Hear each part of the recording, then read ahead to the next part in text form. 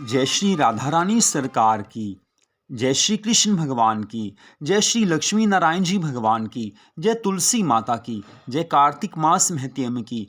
कार्तिक मास के इस परम पवित्र समय में आज हम आपको कार्तिक मास महत्यम के 9वें अध्याय की कथा को सुनाने जा रहे हैं। कार्तिक मास भगवान का प्रिय मास है और इस महीने में हम जितना भी भगवान की भक्ति करते हैं उसका फल अनंत गुना होकर प्राप्त होता है। साधारण दिनों में हमें भक्ति से जो फल मिलता है, कार्तिक मास में वही फल अनंत गुना होकर प्राप्त होता है। इस कारण भगवान स्पष्ट कहते हैं कि कार्तिक मास के हर क्षण को मनुष्य को भक्ति में बिताना चाहिए। संसारिक काम करते हुए भी भगवान को याद रखने से भगवान प्रसन्न हो जाते हैं और भक्ति करने से भगवान की कृपा मिलती है। कार्तिक मास में प्रातः स्नान के नियम का पालन, भगवान जी की पूजा आराधना, तुलसी माता की पूजा आराधना और आकाश दीप दान करना, रात्रि के समय में दीप दान करना, ये धर्म कर्म कहे गए हैं। दान पुण्य आदि करना ये भी धर्म कर्म माना जाता है और कार्तिक मास में इन सब नियमों का पालन करने से भगवान प्रसन्न हो जाते हैं। वैसे भगवान की भक्ति के लिए कलयुग में भगवान के नाम का जाप सर्वश्रेष्ठ उपाय कहा गया है, लेकिन कार्तिक मास में भगवान स्पष्ट कहते हैं कि मुझे कार्तिक मास में वो भक्त प्यारे होते हैं जो मेरी कथाओं को अधिक सुनते हैं। तो कार्तिक मास में भगवान के विभिन्न पुराणों की कथाओं को सुनने से और इस कार्तिक मास महत्यम की कथाओं को सुनने से भगवान की बड़ी ज़्यादा कृपा की प्राप्ति होती है।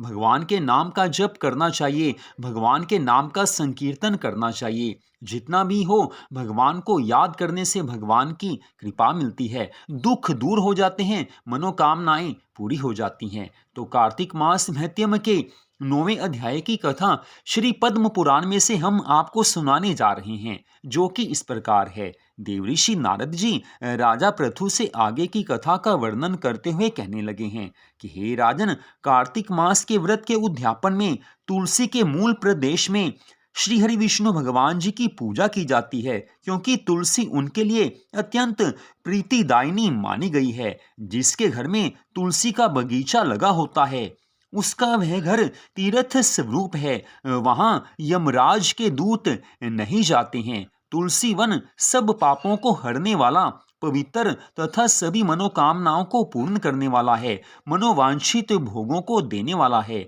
जो श्रेष्ठ मनुष्य तुलसी का वृक्ष लगाते हैं वे कभी यमराज को नहीं देखते। नर्मदा का दर्शन, गंगा जी का स्नान और तुलसी वन के पास रहना, ये तीनों एक समान माने गए हैं। तुलसी जी की महिमा का वर्णन करने में शेष, महेश और गणेश भी सर्वथा समर्थ नहीं हो सकते हैं। हे राजन, रोपने, रक्षा करने, सींचने तथा दर्शन और स्पर्श करने से तुलसी मन, वाणी और शरीर द्वारा किए हुए समस्त पापों को भस्म कर डालती है। जो तुलसी की मंजरियों से भगवान विष्णु और भगवान शिव की पूजा करता है वह कभी गर्भ में नहीं आता तथा निश्चय ही उसी जन्म में मोक्ष का भागी हो जाता है, अर्थात उसे भगवान के धाम में सदा के लिए स्थान मिल जाता है। पुष्कर आदि तीर्थ, गंगा आदि नदियां तथा वासुदेव आदि देवता ये सभी तुलसी दल में निवास करते हैं, अर्थात तुलसी पत्र में निवास करते हैं। हे राजन, जो तुलसी की मंजरी से संयुक्त होकर अपने प्राणों का परित्याग करता है उसे भगवान विष्णु का सायुज्य प्राप्त होता है। यह सत्य है, सत्य है। जो शरीर में तुलसी की मिट्टी लगाकर मृत्यु को प्राप्त होता है वह सैकड़ों पापों से युक्त हो तो भी उसकी ओर साक्षात यमराज भी नहीं देख सकते, यमदूतों की तो बात ही क्या है। जो मनुष्य तुलसी काष्ठ का चंदन लगाता है उसके शरीर को पाप नहीं छू सकते। जहां जहां तुलसी वन की छाया हो वहीं श्राद्ध करना चाहिए, क्योंकि वहां पितरों के निमित्त दिया हुआ दान अक्षय होता है, अर्थात अनंत गुना पुण्य फल देने वाला होता है। पितरों को इससे प्रसन्नता मिलती है, पितरों को इससे भगवान के धाम में स्थान मिल जाता है, उनका मोक्ष हो जाता है। इतनी कथा सुनाकर देवऋषि नारद जी कहने लगे हैं कि हे राजा पृथु, एक बार ब्रह्मा जी ने मुझसे तुलसी जी की महिमा का वर्णन करते हुए कहा था कि हे पुत्र नारद, जो मनुष्य प्रतिदिन कार्तिक के मास में आदर पूर्वक तुलसी जी की कथा सुनता है, तुलसी की महिमा सुनता है, वह सब पापों से मुक्त होकर ब्रह्मलोक में चला जाता है। कार्तिक मास में जो विष्णु भक्त पुरुष प्रातःकाल स्नान करके पवित्र हो कोमल तुलसी दल से भगवान दामोदर की पूजा करता है, वह निश्चय ही मोक्ष प्राप्त कर लेता है। जो भक्ति से रहित है, वह यदि स्वर्ण आदि से भी भगवान की पूजा करे तो भी वे उसकी पूजा ग्रहण नहीं करते। सभी वर्णों के लिए भक्ति ही सबसे सर्वश्रेष्ठ मानी गई है। भक्तिहीन कर्म भगवान विष्णु को प्रसन्न करने वाला नहीं होता। यदि तुलसी के आधे पत्ते से भी प्रतिदिन भक्ति पूर्वक भगवान की पूजा की जाए तो भी वे स्वयं आकर दर्शन देते हैं। भगवान ऐसे भक्तों से सदैव प्रसन्न रहते हैं जो तुलसी जी की सेवा पूजा आराधना करते हैं और जो भगवान के चरणों में तुलसी दल समर्पित करते हैं। कार्तिक मास में जिस घर में तुलसी जी के समीप सुबह और शाम दीपक जलता है, उस घर पर भगवान की कृपा सदा बनी रहती है। महालक्ष्मी माँ ऐसे घर में सदा निवास करती हैं। उस घर में कभी भी धन संपत्ति की कमी नहीं आती है। तुलसी जी की पूजा आराधना करने से मनुष्य के पितर प्रसन्न हो जाते हैं और मनुष्य मात्र की सभी मनोकामनाएं पूरी हो जाती हैं। तुलसी जी भगवान श्री हरि विष्णु जी को बहुत प्रिय हैं। श्री राधा कृष्ण भगवान जी को बहुत प्रिय हैं। तुलसी जी की महिमा का पूरा वर्णन कोई नहीं कर सकता। हे राजन, जो मनुष्य आंवले की छाया में पिंड दान करता है, उसके नरक में पड़े हुए पितर भी मुक्त हो जाते हैं। जो मस्तक पर, हाथ में, मुख में तथा शरीर के अन्य किसी अवयवों में आंवले का फल धारण करता है, उसे साक्षात श्री हरि का स्वरूप समझना चाहिए। आंवला, तुलसी और द्वारिका की मिट्टी अर्थात गोपी चंदन, ये जिसके शरीर में स्थित हो वह मनुष्य सदा जीवन मुक्त कहलाता है। जो मनुष्य आंवले के फल और तुलसी दल मिश्रित जल के द्वारा स्नान करता है, उसके लिए गंगा स्नान का फल बताया गया है। अर्थात मनुष्य आंवले के फल और तुलसी दल से मिश्रित जल से अगर नहाता है तो उसको गंगा स्नान का पुण्य फल मिल जाता है। जो आंवले के पत्ते और फलों से देवता की पूजा करता है, भगवान की पूजा करता है, वह भांति भांति के स्वर्णमय पुष्पों से भगवान की पूजा करने का फल प्राप्त कर लेता है। कार्तिक मास के पावन समय में जब सूर्य तुला राशि पर स्थित होते हैं, उस समय समस्त तीर्थ, मुनि, देवता और यज्ञ ये सभी आंवले के वृक्ष का आश्रय लेकर रहते हैं। जो द्वादशी तिथि को तुलसी दल और कार्तिक में आंवले का पत्ता तोड़ता है, वह अत्यंत निंदित नरकों में पड़ता है। अर्थात द्वादशी तिथि के दिन तुलसी दल नहीं तोड़ने चाहिए और संपूर्ण कार्तिक मास में आंवले के पत्तों को नहीं तोड़ना चाहिए। आंवले के फलों को तोड़ा जा सकता है, लेकिन कार्तिक मास में आंवले के पत्तों को नहीं तोड़ना चाहिए।